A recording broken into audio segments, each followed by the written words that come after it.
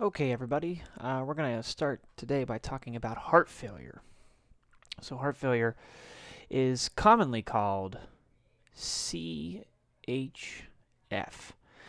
And what the C stands for is congestive heart failure. But if you hear the terms congestive heart failure and heart failure, they are usually referring to the same thing. So, congestive heart failure.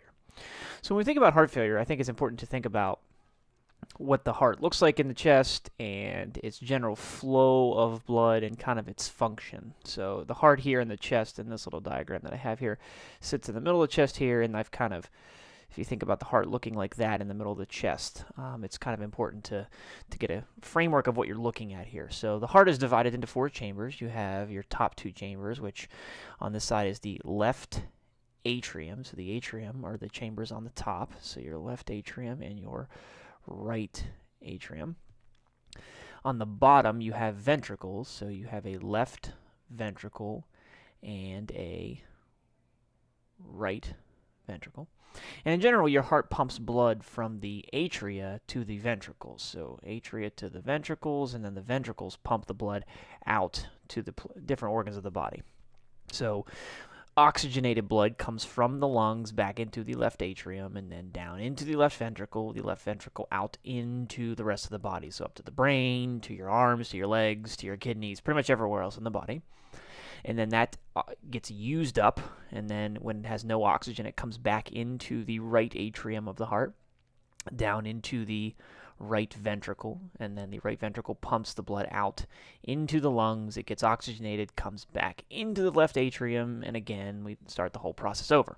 So that's the general flow of blood, and it's important to understand how that flow works in order to understand heart failure, because heart failure is essentially just a backflow of fluid, or like a traffic jam, and then this flow is disrupted. So what I've drawn over here is I have just the left ventricle. So we'll be just dealing with the left ventricle for right now. And as I mentioned, blood comes in through the mitral valve. So this is a mitral valve coming from the atria down to the ventricle. And then the heart is supposed to be pumping out into the aorta. So I have the aorta drawn over here. So if we're going to think about heart failure, it's important to think about the functions of the heart. And with heart failure, you really only have two functions you need to worry about. Let's go down here and we'll write functions of the heart. Functions. And what we need to be concerned about are the two functions. The first one being to pump blood. So the heart is supposed to pump blood.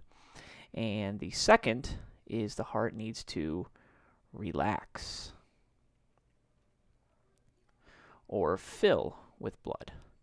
And if you aren't doing either one of these correctly, that's how you end up with heart failure. So more terminology to think about here. When the heart is pumping and squeezing down, this is called systole. And when the heart is relaxing or filling, this is called diastole. And if you have a failure, as I mentioned, of either one of these actions or both, that's how you develop heart failure. So let's think about the systolic function of the heart, or the pumping action of the heart. Again, we're talking about the left ventricle over here. Blood comes in, and the main function of the heart muscle is to squeeze down with all this muscle that I've drawn here. They're going to squeeze down and pump. And it's going to pump blood out into the body, out this way. And that is your systolic function of the heart. So if the heart doesn't do that, you end up with systolic heart failure. If there's a problem with this muscle of the heart to pump the blood out, you end up with that backflow of fluid, and that is a systolic heart failure. Now, more terminology to think about here is that when you have heart failure, you go to a cardiologist and they do an ultrasound or a echocardiogram of your heart, and they quantify your heart's pump. And you quantify your heart's pump with the ejection fraction, which is just the fraction of blood when the cardiologist eyeballs it to see how much the fraction of the blood you're pumping out with each pump. And it's important to remember that if your ejection fraction is greater than 50%, that equals a good or a normal ejection fraction.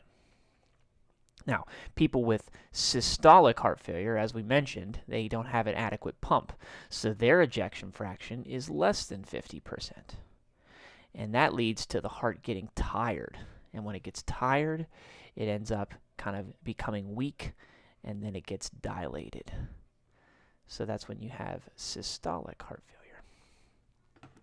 On the other end of the spectrum, we have the other action of the heart, which is to relax or to fill. So another portion of your heart, you need to be able to adequately receive blood from the atria. So in that left ventricle, what happens with people that have diastolic heart failure, or heart failure that's because of the inability to relax or fill, these walls are very stiff and they don't accommodate. They don't relax and fill very well.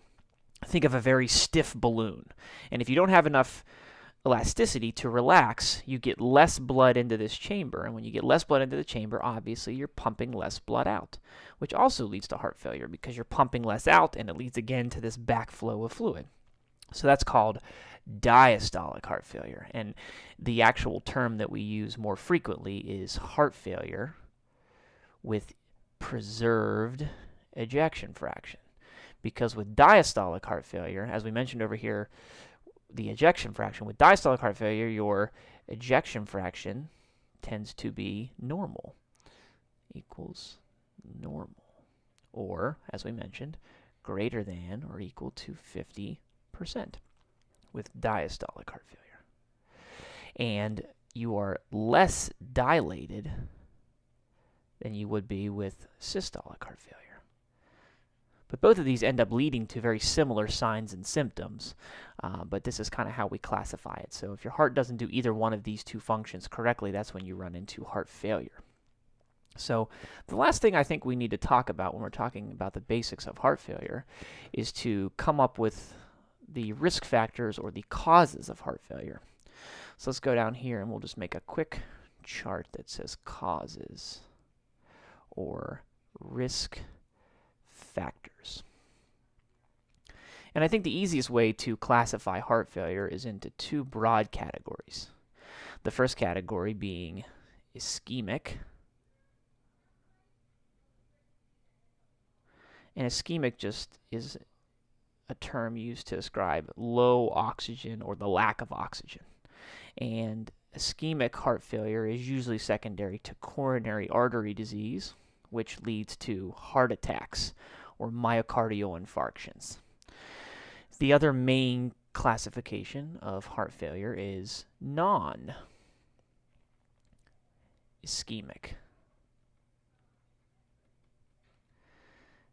And these are just disease processes that lead to heart failure. And things that we think of over here are high blood pressure or high cholesterol with fat in the blood, high cholesterol, or diabetes, or toxins, specific toxins I'm talking about, very large quantities of alcohol or cocaine or different types of medicines can cause it even.